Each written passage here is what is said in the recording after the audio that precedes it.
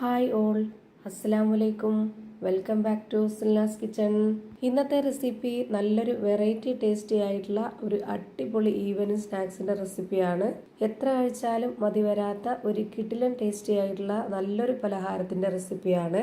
അപ്പോൾ ഇതെങ്ങനെയാണ് തയ്യാറാക്കിയെന്ന് അറിയാനായിട്ട് വീഡിയോ സ്കിപ്പ് ചെയ്യാതെ മുഴുവനായിട്ടൊന്ന് കണ്ടു നോക്കണേ. ഇനി നമുക്ക് റെസിപ്പിയിലോട്ട് കിടക്കാം. അപ്പോൾ നമ്മുടെ ഇന്നത്തെ ഈ ഒരു പലഹാരം തയ്യാറാക്കുന്നതിന് വേണ്ടിയിട്ട് ആദ്യം തന്നെ ഞാനിവിടെ സ്റ്റവിലേക്ക് ഒരു പാൻ വെച്ച് കൊടുത്തിട്ടുണ്ട്. ഫ്ലെയിം ഓൺ ആക്കിയതിന് ശേഷം അതിൽ ചെറിയൊരു പീസ് ബട്ടർ ഇട്ട് കൊടുത്തിട്ടുണ്ട്. ബട്ടർ ഇല്ലാന്നുണ്ടെങ്കിൽ നെയ്യ് ഒഴിച്ചു കൊടുത്താലും മതി. ഇനി ഇതിലേക്ക് ഇട്ട് കൊടുക്കേണ്ടത് മെഷർമെന്റ് കപ്പിന്റെ അളവിൽ 1/2 കപ്പ് അളവിലുള്ള തേങ്ങ ചിരകിയതാണ്. ഈ തേങ്ങ ഇനി കുറച്ചൊന്ന് വറുത്തെടുക്കണം. ഒരുപാട് നന്നായിട്ട് കളറൊക്കെ മാറി വരുന്നവരെ വറുക്കേണ്ട ആവശ്യമില്ല. ഈ വീഡിയോസ് കണ്ടുകൊണ്ടിരിക്കുമ്പോൾ തന്നെ സിൽനാസ് കിച്ചൺ ചാനൽ ആദ്യമായിട്ട് കാണുന്നവരാണെങ്കിൽ പ്ലീസ് ഒന്ന് സബ്സ്ക്രൈബ് ചെയ്തേക്കണേ. അതിനോടൊപ്പം തന്നെ ഈ വീഡിയോസ് നിങ്ങൾക്ക് ഇഷ്ടപ്പെടുകയാണെങ്കിൽ ലൈക്ക് ചെയ്ത് ഷെയർ ചെയ്ത് സപ്പോർട്ട് ചെയ്യണേ. ഇതിന്റെ കൂടെ തന്നെ ഇതുപോലൊരു സ്പൂൺ അളവിൽ 1/2 സ്പൂൺ പെരിഞ്ജീരകമാണ് ഇട്ട് കൊടുക്കുന്നത്. പിന്നെ ഇതിലേക്ക് കട്ട് ചെയ്തെടുത്തിട്ടുള്ള സവോളയാണ് ഇട്ട് കൊടുക്കുന്നത്. ചെറിയ ഉള്ളി ഉണ്ടെങ്കിൽ അത് 2-3 എണ്ണം ഇട്ട് കൊടുത്താലും മതി. ഇനി ഇതിലേക്ക് ഇതുപോലെ ഒരല്ലി വെളുത്തുള്ളി ഇട്ട് കൊടുക്കുന്നുണ്ട്. ഇതെല്ലാം കൂടി ഇനി നന്നായിട്ടൊന്ന് മൂപ്പിച്ചെടുക്കണം. ഇതുപോലെ ബട്ടറോ നെയ്യോ ഇട്ടിട്ട് മൂപ്പിച്ചെടുക്കുമ്പോഴത്തേക്ക് തേങ്ങ നല്ലൊരു മണമൊക്കെ വരുന്ന സമയത്ത് ചെറുതായിട്ടൊന്ന് കളറൊന്ന് മാറി വരുമ്പോൾ നമുക്കിതിന്റെ ഫ്ലെയിം ഓഫ് ചെയ്ത് കൊടുക്കണം. അതുവരേക്കും നമ്മൾ ലോ ഫ്ലെയിമിൽ ഇട്ട് കൊടുത്തിട്ട് ഇതുപോലെ നന്നായി ഇളക്കി കൊടുക്കുക. കരിഞ്ഞു പോകാനിടയാവരുത്. ഇപ്പോഴാ ഇതിന്റെ കളറൊക്കെ മാറി തേങ്ങ നന്നായിട്ട് മൂത്ത് വന്നിട്ടുണ്ട്. ഇതാണ് ഇതിന്റെ കറക്റ്റ് ആയിട്ടുള്ള പരുവം. ഈ ഒരു പരുവാകുമ്പോൾ നമുക്കിതിന്റെ ഫ്ലെയിം ഓഫ് ചെയ്ത് കൊടുക്കണം. ഈ ഒരു പാനിൽ തന്നെ വെച്ചിരിക്കരുത്, ഇനി വേറൊരു പാത്രത്തിലേക്ക് മാറ്റാവുന്നതാണ്. ഇതൊന്ന് ചൂടാറി വരട്ടെ. അപ്പോഴേക്ക് വേറൊരു കാര്യം കൂടി ചെയ്യാനുണ്ട്. അങ്ങനെ തേങ്ങ ഞാൻ വേറൊരു പാത്രത്തിലേക്ക് മാറ്റിയതിന് ശേഷം ഈ ഒരു പാൻ തന്നെ സ്റ്റൗവിലേക്ക് വെച്ച് കൊടുത്തിട്ടുണ്ട്. ഫ്ലെയിം ഓൺ ആക്കിയതിന് ശേഷം ഇതിലേക്ക് കുറച്ച് എണ്ണ ഒഴിച്ചു കൊടുത്തിട്ടുണ്ട്. എണ്ണ നന്നായിട്ടൊന്ന് ചൂടായിട്ട് വരുമ്പോൾ ഒരു 2 സവോള ഇതുപോലെ നീളത്തിൽ കട്ട് ചെയ്തെടുത്തത് ഈ ഒരു എണ്ണയിലേക്ക് ഇട്ട് കൊടുക്കുന്നുണ്ട്. നമ്മുടെ ഈ ഒരു മസാലയിൽ തക്കാളി ഇട്ട് കൊടുക്കുന്നില്ല, ഇതിന് തക്കാളി നിർബന്ധമില്ല. ഇനി ഇതിലേക്ക് 2 പച്ചമുളകും ഒരു ചെറിയ കഷ്ണം ഇഞ്ചിയും 3 അല്ലി വെളുത്തുള്ളിയും കട്ട് ചെയ്തിട്ട് ഇതിലേക്ക് ഇട്ട് കൊടുക്കുന്നുണ്ട്. ഇഞ്ചിയും വെളുത്തുള്ളിയും ചതച്ചെടുത്ത് ചേർക്കുകയാണെന്നുണ്ടെങ്കിൽ അങ്ങനെയും ചെയ്യാം. ഞാനിവിടെ പൊടിയായിട്ട് അരിഞ്ഞെടുത്തിട്ടാണ് ഇട്ട് കൊടുത്തിട്ടുള്ളത്. ഇനി ഇതിലേക്ക് 1 സ്പൂൺ അളവിൽ മുഴുവൻ കുരുമുളക് ചതച്ചെടുത്തതാണ് ഇതിലേക്ക് ഇട്ട് കൊടുക്കുന്നത്. പൊടിയാണ് ഉള്ളതെന്നുണ്ടെങ്കിൽ അത് ഇട്ട് കൊടുത്താലും മതി. ഇനി ഇതുപോലൊരു സ്പൂൺ അളവിൽ 1 സ്പൂൺ നിറയെ മുളക് പൊടിയാണ് ഇട്ട് കൊടുക്കുന്നത്.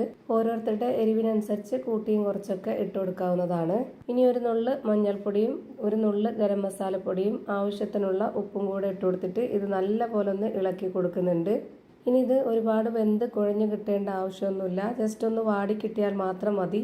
ഇതുപോലെ നന്നായിട്ടൊന്ന് ഇളക്കി യോജിപ്പിച്ച് കൊടുത്തതിന് ശേഷം ജസ്റ്റ് 1 മിനിറ്റ് ഒന്ന് അടച്ചു വെച്ച് വേവിച്ചെടുക്കാം.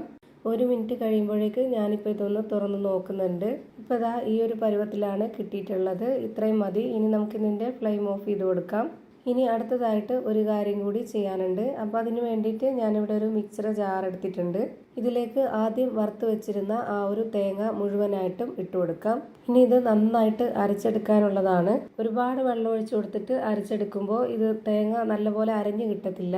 അതുകൊണ്ട് തന്നെ ഞാനിവിടെ 1/2 കപ്പ് അളവിൽ 1 കപ്പ് വെള്ളം ആദ്യം ഒഴിച്ചു കൊടുത്തിട്ട് ഒന്ന് അരച്ചെടുക്കുന്നുണ്ട്. ഇതിനി അരച്ചെടുത്തോണ്ടിരിക്കുമ്പോൾ തന്നെ കട്ടിയായിട്ടിരിക്കും, അരയാൻ ബുദ്ധിമുട്ടായിട്ട്. ആ ഒരു സമയത്ത് ഒരു 1/2 കപ്പ് അളവിൽ 1 കപ്പ് വെള്ളവും കൂടെ ഒഴിച്ചു കൊടുത്തിട്ട് ഞാനിപ്പോൾ ഇതാ ഇതുപോലെ നന്നായിട്ട് അരച്ചെടുത്തിട്ടുണ്ട്.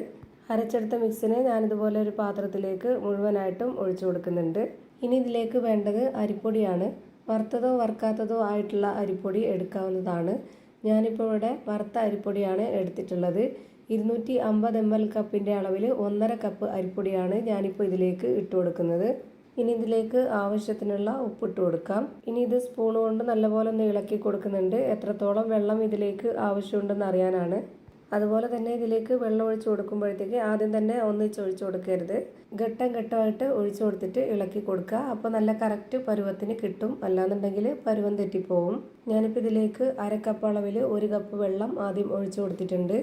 ഇനി ഈ സ്പൂണ് മാറ്റിയിട്ട് ഞാനൊരു വിസ്ക് വെച്ചിട്ടാണ് നല്ല പോലെ ഇളക്കി യോജിപ്പിച്ച് കൊടുക്കുന്നത്. അപ്പോൾ നമുക്ക് ഒട്ടും തന്നെ കട്ടകളൊന്നും ഇല്ലാതെ നന്നായിട്ട് ഇളകി കിട്ടും. ഇപ്പോൾ ഇതിലേക്ക് കുറച്ചുകൂടി വെള്ളത്തിൻ്റെ ആവശ്യം വന്നിട്ടുണ്ട്. അപ്പോൾ ഞാനിവിടെ 1/2 കപ്പ് അളവിൽ 1 കപ്പ് വെള്ളം എടുത്തിട്ടുണ്ട്. അത് മുഴുവനായിട്ടും ഒഴിച്ചു കൊടുക്കുന്നില്ല, പകുതി മാത്രം ഒഴിച്ചു കൊടുത്തിട്ട് ഇതുപോലെ നന്നായിട്ട് ഇളക്കി യോജിപ്പിച്ചെടുക്കുന്നുണ്ട്. പൊടി ഇട്ട് കൊടുത്തതിന് ശേഷം ഇതിലേക്ക് വേണ്ടി വന്നിട്ടുള്ള വെള്ളം മെഷർമെൻറ്റ് കപ്പിൻ്റെ 1/2 കപ്പ് അളവിൽ 1.5 കപ്പ് വെള്ളമാണ്. ഇതാണ് കറക്റ്റ് പരുവം. ഇനി ഇതിലേക്ക് നേരത്തെ വഴറ്റി വെച്ചിട്ടുള്ള ആ ഒരു മസാല ഇട്ട് കൊടുക്കാം.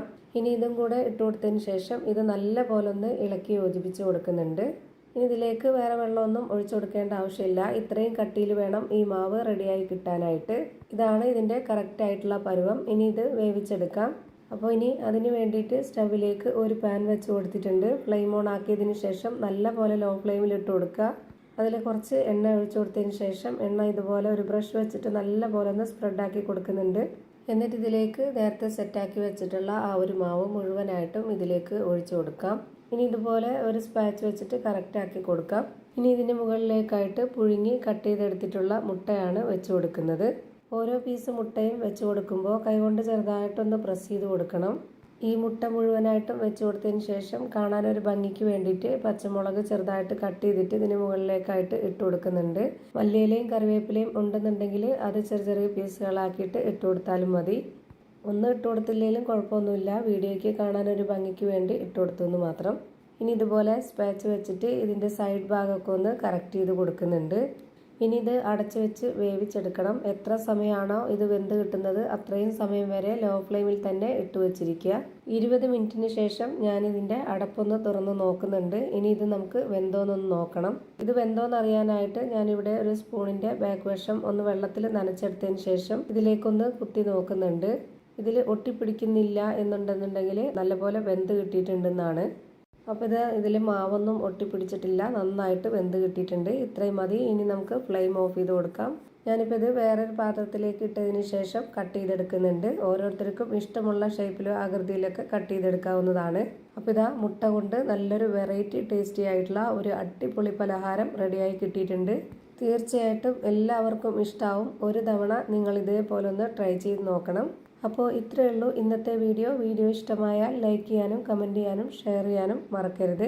പുതിയൊരു വീഡിയോയുമായി വീണ്ടും വരും. Thank you for watching.